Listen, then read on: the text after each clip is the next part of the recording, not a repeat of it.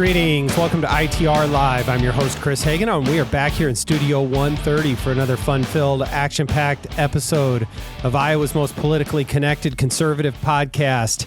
We have John Hendrickson and myself here today, and we're ready to thrill and excite you. So welcome, John. Thank you. So we had some technical problems leading into the podcast today. John, for the second time today, had hhis coffee full of grounds. Yeah, I don't know. It must be bad K-cups or something. But now, were you using the Starbucks? Which ones were you using? No, I was using the, I think it's the Costco brand.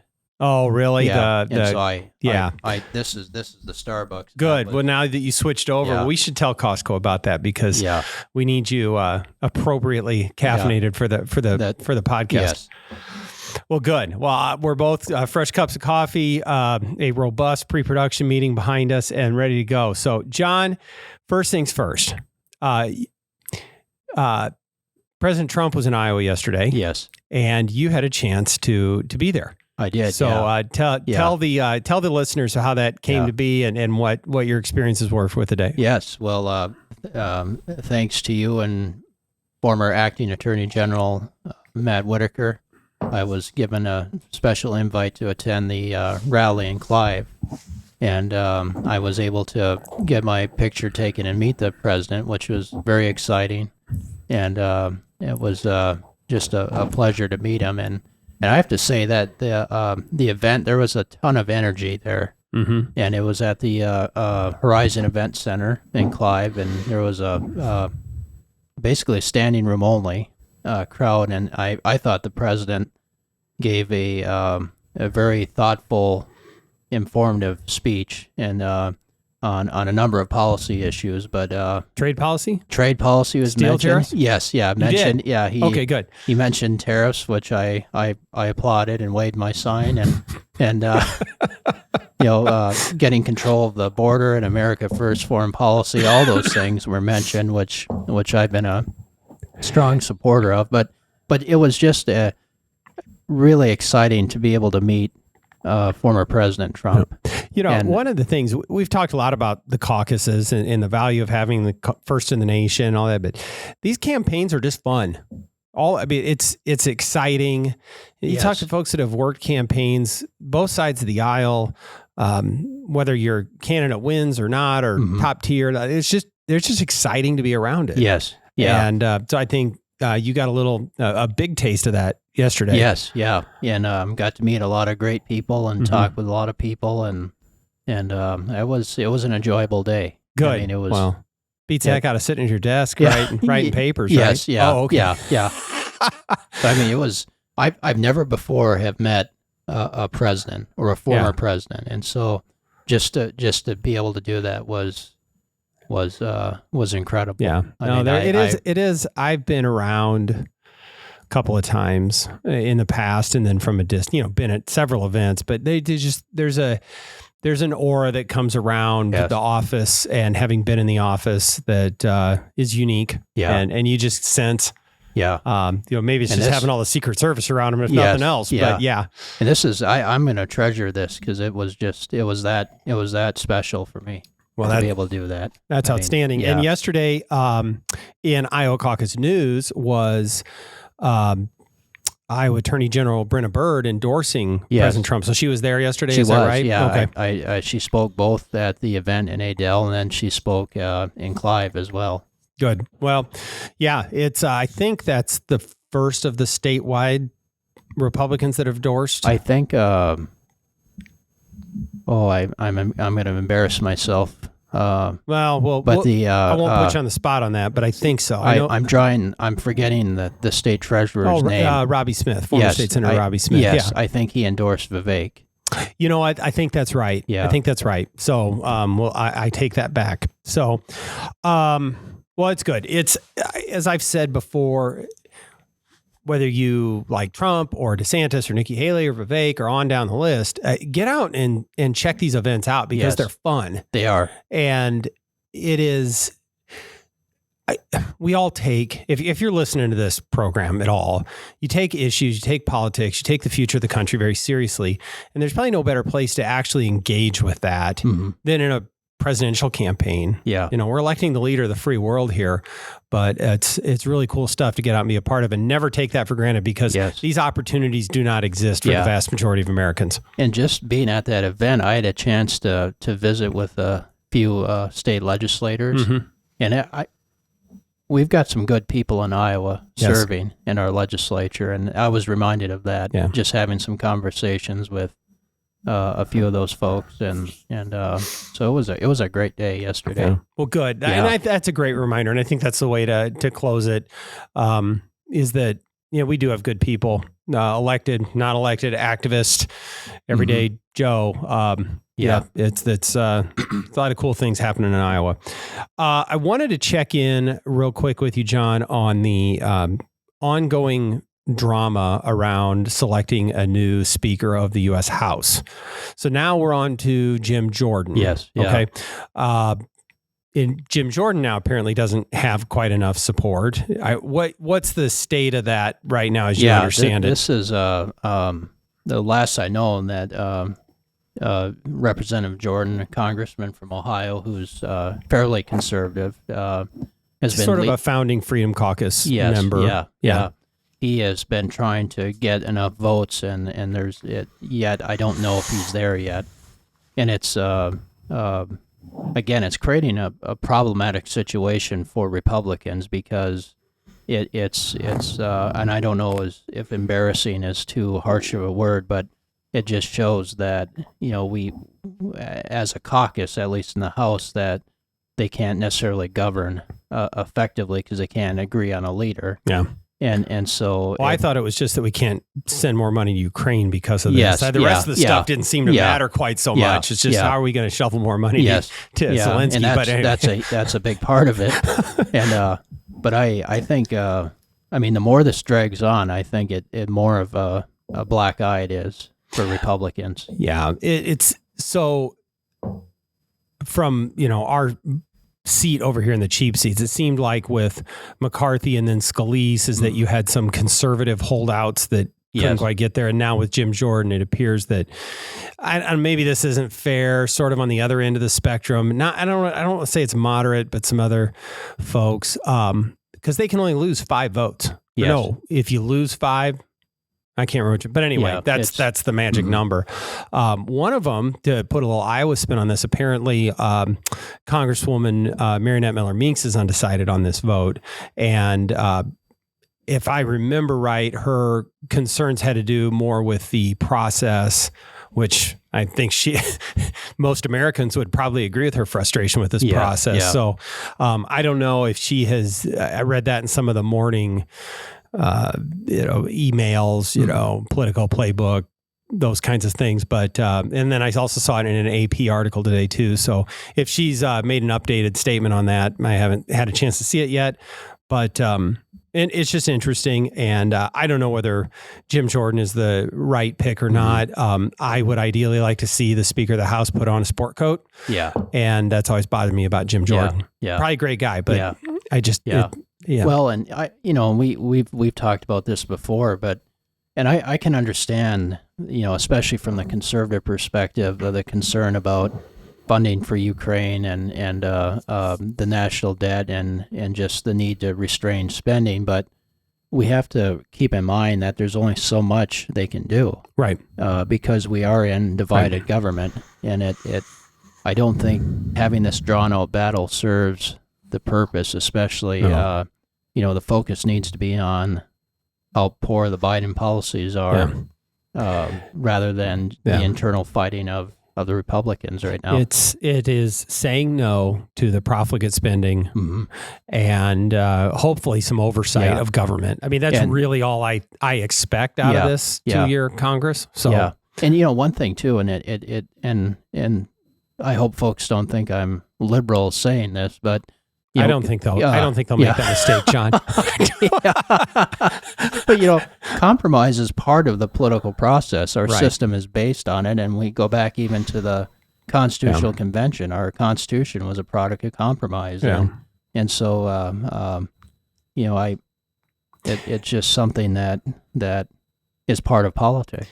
If we have an electorate in this country that that's there. If there are still ties that bind all of us as people, then there should be common ground in amongst our politics and our government. It doesn't mean we need to sacrifice core principles. That's right. Yeah. But we will negotiate to find what is the right level of spending. Yes. Because ultimately these decisions in our form of government will be fleshed out amongst the electorate. Yeah. Right. And you get the government that you send there. And if Americans want to go a different direction from that, they'll have an opportunity in the next election. So yes, Americans elected divided government. They just did. Yeah.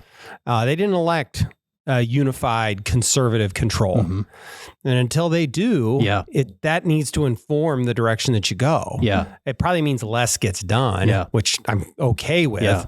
But some of these other things, they need to be figured out so that we can operate the country. And this is a warning for Republicans, too, because I think once we get to a place, and hopefully that's in 2024, where we have a Republican in the White House and Republicans control Congress, people are going to demand, their constituency is going to demand that they address spending after all this. Yeah. And so there won't be any excuses. Yeah. So they're going to have to tackle some of these tough issues. And it's going to be more difficult than I think some think. Yeah, I think that's exactly right. So, okay, John, I want to move on to something that we sort of teased a little bit in the last episode. And now, so we here at Iowans for Tax Relief have had a project over the past year or so called ITR Local, which is an effort to try and inform and activate Iowans at the local level. And so I'm trying to distill down in an easy to sort of consume fashion the information that they need and an opportunity to contact your local elected official. So just in the last couple of days, we have launched sort of version 2.0 of itrlocal.org. And so that's live now with a bunch of new information. Anyway, I know we've talked about this a lot, John, but what do you hope to see happen with ITR Local? Yeah, this is, first of all, I want to just say, a big thank you to our colleagues, Dan Steele and Sarah Curry, who have sort of been leading the efforts on this. But ITR Local, as you said, is going to be a tremendous tool for taxpayers across Iowa, because on this website, it's itrlocal.org.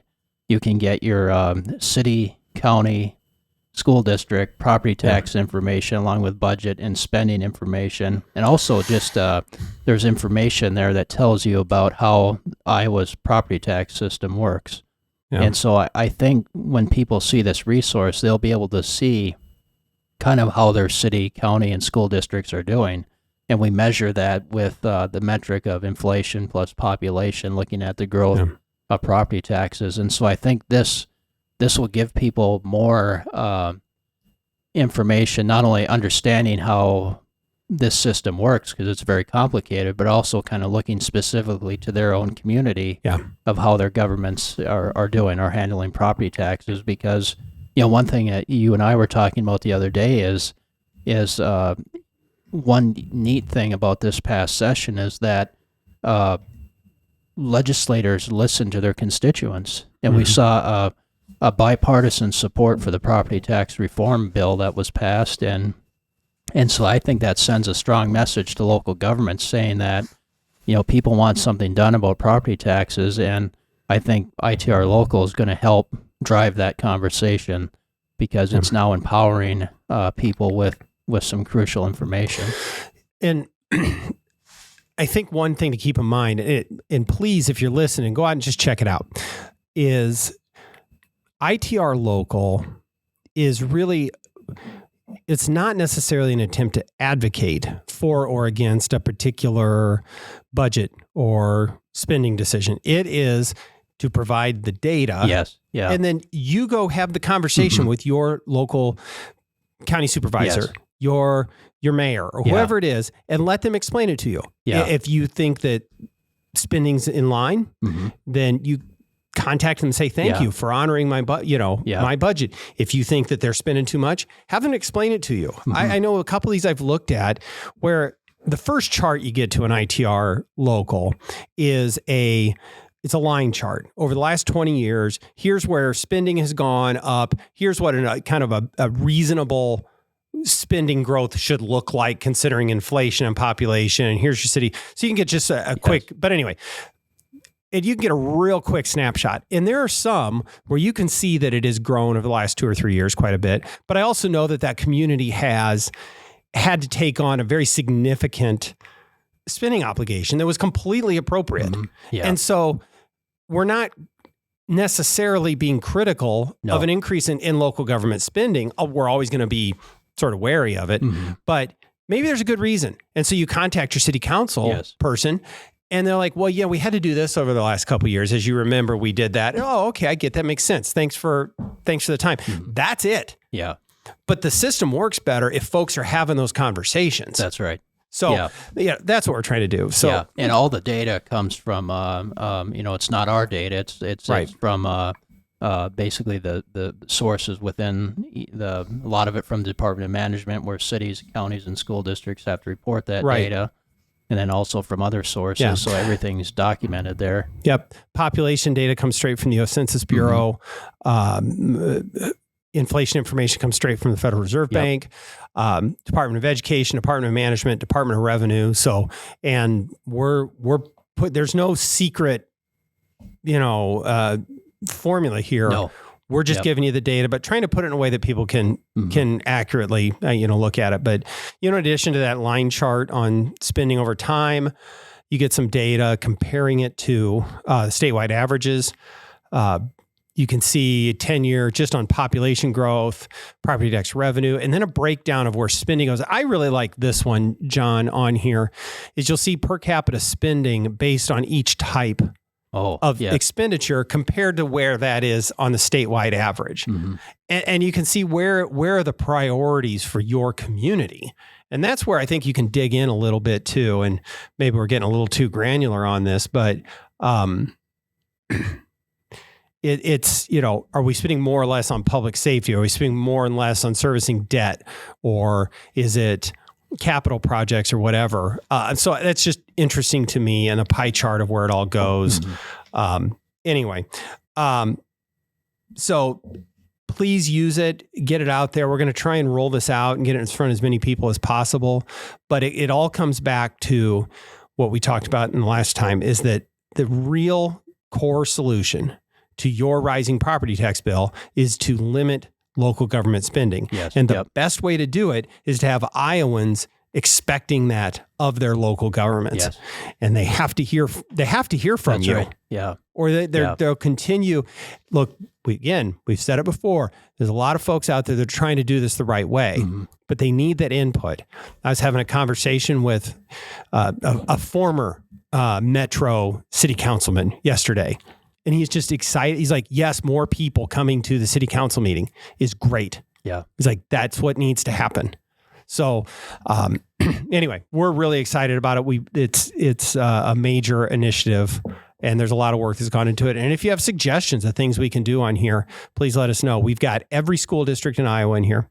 We've got all 99 counties, and I believe every city over a population of 1,000. Yes, that's correct. Is that right, John? Yeah, okay. Yep. So unless you're in a very small town or an unincorporated, your property tax data is on here. Mm-hmm. So it breaks down when you get into some of the really smaller communities and how it works. So anyway, any other thoughts on that you think folks need to know? No, I think it's going to be a great tool for people, and it's really a unique.